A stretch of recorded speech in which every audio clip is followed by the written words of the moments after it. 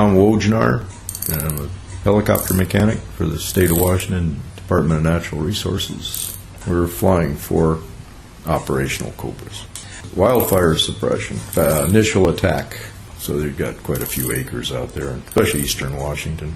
Getting there quick when the fire is small and keeping it that way. Well, they're just interesting historically. Well, we came in to disassemble it, and then I noticed the serial number would have placed it in one of the early productions being a 66 model, and got my curiosity up. And since I'd been trying to save one, I said, well, maybe this would be a good candidate to be saved. Being one of the first Cobras that went operational in Vietnam, I think it was one out of the first 12 that got there. It joined the Army about the same time I did, 1966, so good aircraft for the mission it had over there.